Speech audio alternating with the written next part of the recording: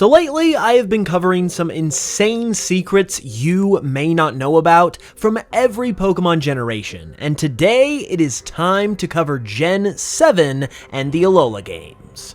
Alola has a ton of fun things to offer in this department, so let's go ahead and get right to it.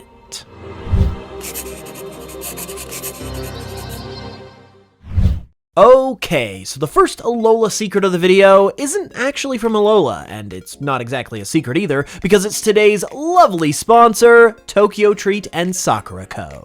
These two subscription boxes bring you snacks and treats that come directly from Japan, and as someone who's been getting them for a while now, I gotta say that it is a treat to get them every single time. I mean, I literally opened up the Tokyo Treat box this month, and a candy sword was just waiting for me inside. I mean, it literally does not get any better than that. The Tokyo Treat box brings that more trendy, modern experience with things like this glorious candy sword, and the theme this month is Ninja Snack Venture, so you're gonna get a lot of ninja-themed goodies. Meanwhile, Sakura Co. is a monthly Japanese artisan snack box that brings you the traditional flavors of Japan. This month, its theme is Flavors of Hakone, and it provides a variety of yummy treats, and you also get an authentic piece of tableware along with all of those treats as well, which is a very nice touch. You can get in on all this snacky action yourself by picking up a box with the links in the description below, and when you use code HOOPS at checkout, you'll also get $5 off of your first box as well. Not to mention, it also directly supports the channel too when you do, and is extremely appreciated. So give that a look, and a big thank you as always to Tokyo Treat and Sakura Co. for supporting the channel. Okay, I'm gonna start things off with a banger here and discuss the meaning behind the name of Alola's evil team, Team Skull. It might sound like just your generic, cool-sounding villain team name, but an origin for it is actually implied in the games, and it's surprisingly dark. On Route 13, there's a Team Skull grunt that you can talk to within one of the trailers that dot the route, and when talked to, she explains the origins of Team Skull. She states that Team Skull were born out of a group that formed around an old kahuna, but that they were smacked down by the wrath of one of the Tapus. If we put two and two together here, we can see that Team Skull are named after the members of that group who were killed after the Tapu struck down their group. Obviously, the term skull goes without saying in terms of its connection. The grunt says that this group was smacked down by the Tapu, which is a nice way of saying that they were murdered, since this game is rated E for everyone, and she says that Team Skull was born out of this group, meaning that they succeed this former group that was smacked down and are not one and the same. So yeah, if you ask me, Team Skull definitely climbs up a few rungs on the legitness ladder for Pokemon Evil teams with this one. Speaking of the Tapus, something interesting can be seen about them in their concept art, where fun details usually lie. Each of the Tapus are adorned by a totem pole-like shell that they can recede into, and which covers a lot of their bodies, especially in the case of Tapu Lele and Fini. However, in their concept art, we can actually get a look at these Pokemon's full bodies without their shells. And to be honest, not only is this interesting, but I feel like I prefer the look of these Pokemon without their shells as opposed to with their shells. Along with the Tapus, the other main legendaries of Alola are, of course, Solgaleo and Lunala. Whenever Solgaleo lets out a cry, the on-screen text reads La Leona, and for Lunala it reads Mahina Pea. Now, this might just sound like some verbal gibberish meant to describe the sounds that these Pokemon are making, but in this particular case, it actually means something significant, as with Solgaleo, La is the Hawaiian word for sun, and Leona, as you may be able to guess, means lion. Meanwhile, for Lunala, Mahina means moon in Hawaiian, and Pea comes from Opeapea, which I probably pronounced wrong, but is the Hawaiian name of the Hawaiian hoary bat. Being released during Pokemon's 20th anniversary, you would naturally expect Sun and Moon to have a lot of Gen 1 references, and boy oh boy does it ever. For instance, Pikachu is number 25 in the Alola Pokédex, which is also its number in the Kanto Pokédex and in the National Pokédex, which is no doubt intentional. As you might expect, Pikachu also got special treatment in other ways in these games too, like getting its own Z Crystal known as Pikachunium Z.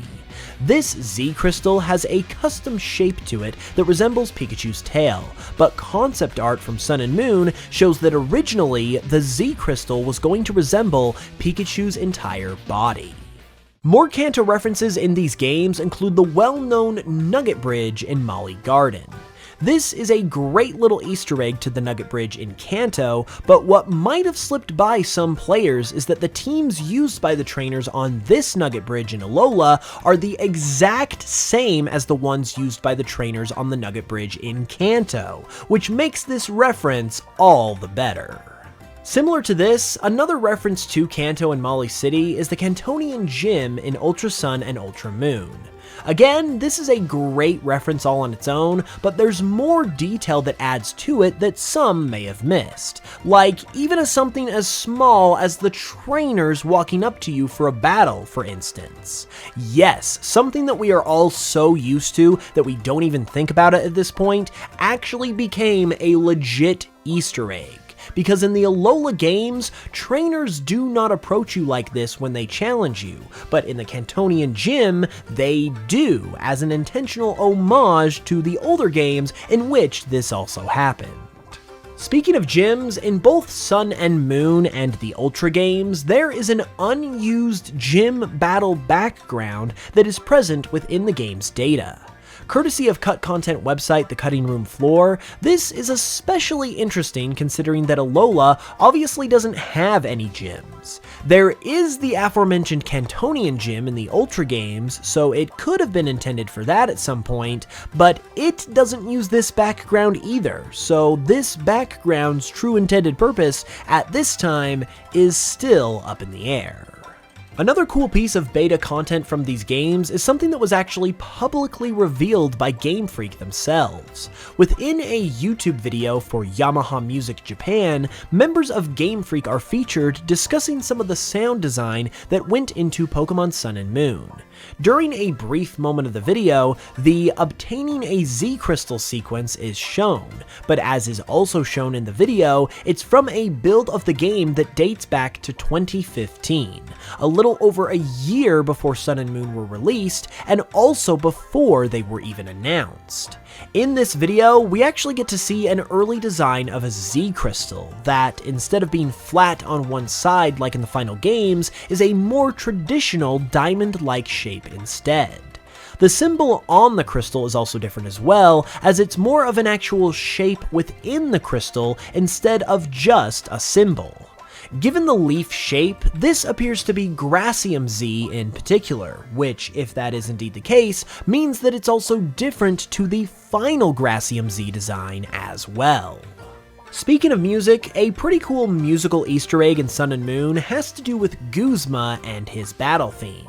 If you listen closely, you can hear the motif of the Aether Foundation in this track, which plays in many of the themes relating to the Aether Foundation and its members, which obviously foreshadows Guzma's connections with the group.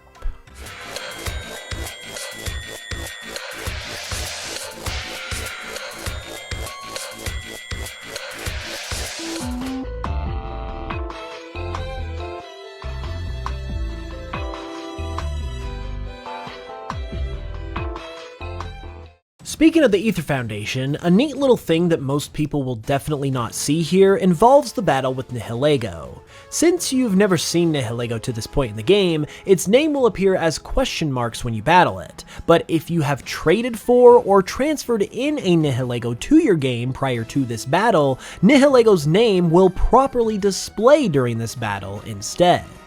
Now I want to shift gears and discuss an odd and fascinating piece of Alola material that many have probably not heard about. I'm sure you have all heard of the new anime series Pokémon Horizons, but there was already something with this name that existed years earlier. Pokémon Horizon was a thing years before the anime series came around, as it is a manga that was released during Gen 7 that focused on the Alola region. It spans only 2 volumes and 11 chapters, but is noteworthy for a ton of different reasons. Obviously, there's the name, there's the fact that the main protagonist, Akira, looks like he came straight out of Digimon, his Rockruff has the ability to evolve and devolve, and this manga even introduced a whole new evil team, known as Team Kings, who are pretty intense looking, to be honest. So this is definitely one of the more interesting pieces of obscure Pokemon media that are out there. Now let's shift gears again and talk about some characters. Lana is obviously a significant character in Gen 7 as one of the trial captains, and something interesting about her is that she has 2 younger sisters in both the games and anime, but in her concept art, her sisters are actually older than her, showing that something changed along the way with these characters during development. Another trial captain, Sophocles, is also noteworthy due to the fact that he is partially based on a real person. Sophocles gets more than just one character trait from his namesake, Sophocles, who was an ancient Greek playwright. He obviously shares the name, and likely gets his electric-type specialty from the name of one of Sophocles' plays, Electra. There's also a lot of characters in the Alola games who are literally a secret to us, because while they are in fact mentioned in the games, we never get to actually see them. This includes a lot of interesting characters such as Lucamine's dad, Hal's dad, Kahili's dad, so obviously there's a lot of absent fathers in Pokemon, Hapu's grandfather, although he does make an appearance in the anime, and even that aforementioned Kahuna who started what ultimately became Team Skull. So there is definitely a lot of interesting stuff going on in the background of the Alola region. And on that note, I want to do something a little bit different here and discuss some more literal secrets, meaning stuff that we don't even know about, but that we have reason to believe there is more going on than meets the eye. Essentially, these are mini theories, just for full disclosure, but they pertain to some very real possibilities about some possible secrets that Game Freak could be hiding. This first one concerns Magearna and its potential original purpose. Magearna isn't very involved in the games in terms of having an actual role, but there is stuff that makes it seem like it was possibly planned for something else originally.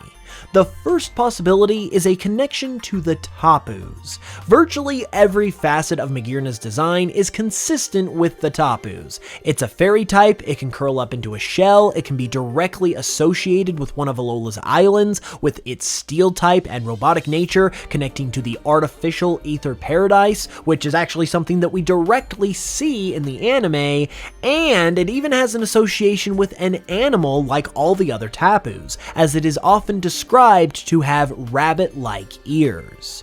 That all seems way too perfect to just be a coincidence in my book, and the crazy thing is that it's not even the only option for Magearna. The other possibility is that Magearna was originally meant for the Kalos region, possibly even Pokemon Z, but was instead just shoved into Alola very much in the same way that Complete Zygarde was. This is due to its ball gown-like design being very European in nature, it having a very steampunkish sort of aesthetic, which is also consistent with a European vibe, and even its signature move, Fleur Cannon, has a French name. So it being a Pokemon Z leftover is just as possible, and for neither of these possibilities to be the actual case in-game, and in reality it just has no true in-game significance whatsoever and that's the end of the story, doesn't seem like it holds very much water in terms of being Magearna's true purpose. So I feel like something more was originally meant for this Pokemon that at this point is being kept secret from us. I have some more of these kinds of ideas that we're going to get to in a second, but for now I want to go back to the more traditional stuff. Like, for instance, the fact that Dhelmise could learn Attract in Generation 7 despite it being a gender unknown Pokemon, meaning that this move would literally be completely worthless for it. This would later be fixed in Generation 8 though, where Dhelmise's ability to learn Attract was removed. A completely random fact about Gen 7 meanwhile is the fact that this is the first generation that did not feature Steven Stone since he debuted all the way back in Gen 3. In Gen 4, he appeared in Heart Gold and Soul Silver, in Gen 5, he was in Black and White 2, and in Gen 6, he was naturally in Omega Ruby and Alpha Sapphire.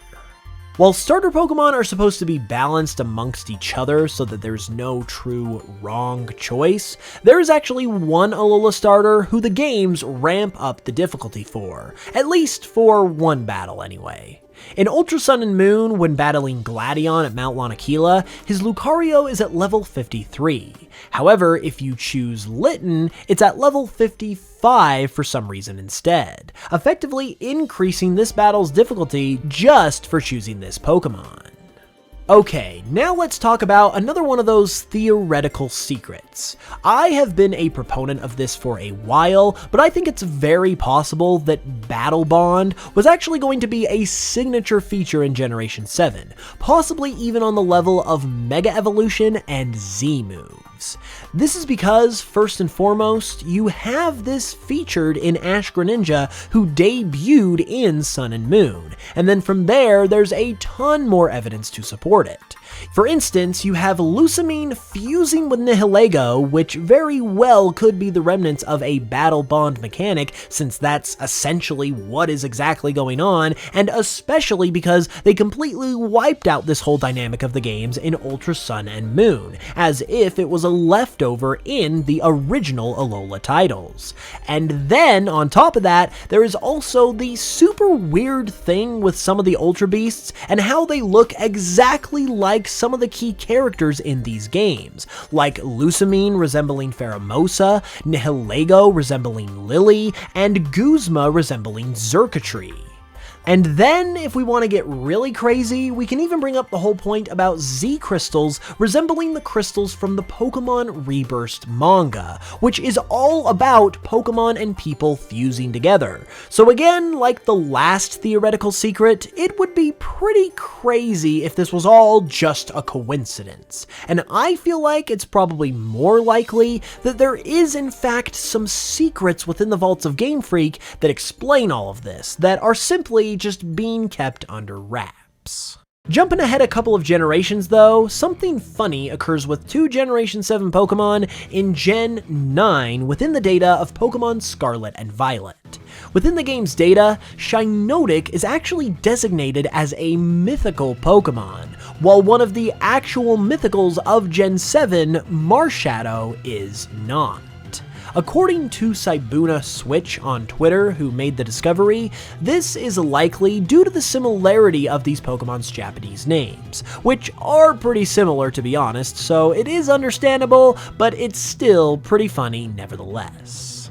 One of the key unique features of the Alola games is Pelago, where Pokemon from your boxes can go hang out and eat beans and stuff. You gain access to Pelago starting on Akala Island, but according to Bulbapedia, there is data within the games for wild Pokemon that would appear in Pelago before this, even though it is inaccessible. These Pokemon would be from levels 1 to 7 and would vary between games, but would include Spearow, Zubat, Shelder, Wingull, Pikipek, Rufflet, Vullaby, Seal, and Cutiefly. It's unknown what this data's true intended purpose was, and while it could be just to cover Game Freak's bases, it is also possible that it was intended for the player to be able to access Pelago earlier in the game at one point than they ultimately are able to in the final product. In Pokemon Ultra Sun and Ultra Moon at the Pikachu Valley, you can spot a Pikachu, surprising I know, along with a Slowpoke and a Pyukumuku towards the back of the valley up on a ledge. While these Pokemon seem pretty unassuming, they are actually likely a reference to the Pikachu, Slowpoke, and Pyukumuku that can be read about in a book on the 3rd floor of the Trainer's School. And just down the road from the Trainer School is Hau'oli City, and something cool that you can see here at the Alola Tourist Bureau is various pictures of some of Alola's locations, like 10 Carat Hill and Mahalo Trail. And the pictures that you see in-game of these locations are actually concept art from the development of Pokemon Sun and Moon. And I'm a sucker for concept art, so I think that that's pretty cool. Next, I've got another theoretical secret, and it's about Guzma and Kahili. It seems to be the case that these two have a connection with one another that the games don't come outright and talk about, but it seems to be the case that it was possibly intended. I looked into this a little bit myself, and then while doing so, I stumbled upon this theory by Mark D. Moe on Reddit that just kinda put everything together, so shout out to them. But it seems to be the case that Kahili was actually Guzma's rival back in the day, and it was her that ultimately caused him to be a failure and then rise up as the leader of Team Skull. The points in favor of this include that Guzma obviously ended up failing in his goals as a trainer during his Island Challenge, while Kahili is confirmed to be a former Island Challenge champion. Additionally, they both have the same crouching pose while in battle, which is unique and therefore that's why it's noteworthy, and it's almost as if Guzma is trying to mimic or mock Kahili in this way. And on top of this, we even have their type specialties as well, Kahili with flying and Guzma with bug, which gives Kahili the decided advantage and could explain why Guzma failed while she succeeded. There's even a bunch of golf clubs in Guzma's parents' house that are all beaten and busted up. And while it is a popular belief that Guzma himself was abused with these clubs, what if instead he destroyed them himself in frustration after not being able to beat Kahili, who is a golfer in addition to a Pokemon trainer? These characters even seem to be in a similar age range as well, meaning they would have taken on the Island Challenge at about the same time, and while nothing will probably ever be confirmed relating to this, it does seem like Game Freak maybe possibly left us these breadcrumbs to give us some more insight on Guzma's past and who his true rival actually was. And those were 25 Alola secrets you may not have known about. If you enjoyed, be sure to leave a like, comment down below with your thoughts, and subscribe if you haven't already for more. You can also help out the channel some more if you would like by listening to my Pokemon remixes over on Spotify or wherever you get your music, which honestly helps out a ton, and you can also give my Patreon a look with the link in the description if you're into that sort of thing to get some exclusive perks and bonuses, and all of that is extremely appreciated. With that said, I will see you guys soon with another new video. Thanks so much for watching this one, I really appreciate it, and until then, as always, I will smell you guys later.